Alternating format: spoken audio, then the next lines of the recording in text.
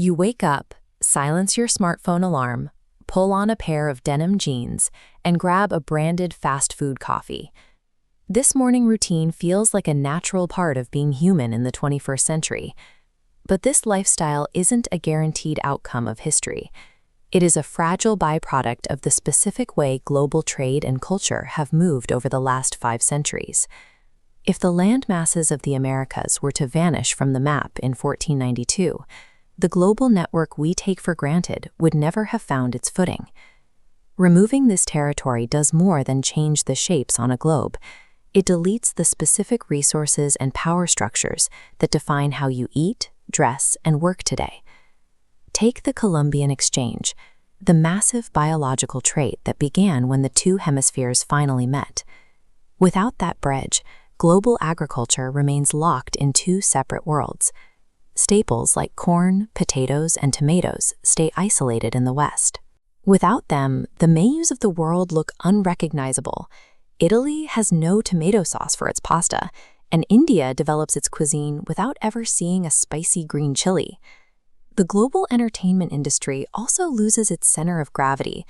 Without the specific financial and creative engine of Hollywood, the world's movies and music are shaped by entirely different cultural centers. Fashion and food habits never globalize into a single standard. The world misses out on the spread of massive fast food chains and the near-universal adoption of denim blue jeans. Instead of a shared global style, regional cultures stay deeply distinct, with people continuing to wear the garments and eat the local dishes of their ancestors. If we move past the visual of an empty ocean and consider the land itself, undiscovered and uncolonized, the human story changes even more. The indigenous populations would avoid the 90% mortality rate caused by foreign diseases like smallpox. These civilizations were already sophisticated entomeurs, capable of transforming mountain ranges into productive agricultural hubs. With their populations intact, empires like the Aztecs and Incas would have the workforce and stability to industrialize, potentially evolving into modern, advanced superpowers. This shift also reconfigures the Atlantic. Historically, massive demand for labor on American cotton and sugar plantations drove the global economy.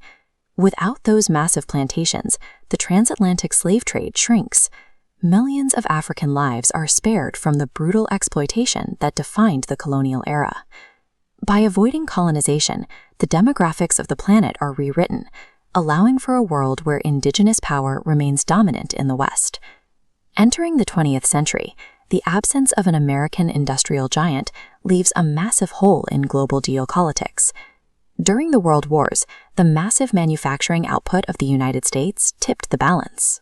Without that surge of artillery and supplies, the dictatorships of Europe might have permanently solidified their control over the continent. Global order would be dictated by a different set of hands. Surviving powers like the UK, France, or China would likely have carved up the world's influence and resources among themselves. Technology follows a different timeline, too. Silicon Valley's unique concentration of venture capital and research was a specific catalyst for the digital boom. Without it, the arrival of the internet and smartphones relies on more fragmented, state-led efforts in other nations. The journey to space also loses its intensity. The moon landing was a byproduct of a specific, high-stakes rivalry between the US and the Soviets, a competition that simply doesn't exist in an empty West. Even the nuclear age looks different. While atomic weapons are eventually invented by competing powers, the timing and hands on the trigger are completely unpredictable. The result is a 20th century that is likely less connected, with innovation moving along regional lines rather than global ones. This alternate modern world is a fragmented picture, culturally divided, governed by different borders, and moving at a different technological pace. It shows that crops, labor, and military might are part of a single interlocking web. Moving one piece of that geography doesn't just change a map, it alters the life path of every human being on the planet. History is a sequence of dominoes. A single geographic shift cascades into a chain reaction that makes our current reality impossible to reconstruct. Our modern world is an incredibly specific result, built on the precise and often accidental way the Americas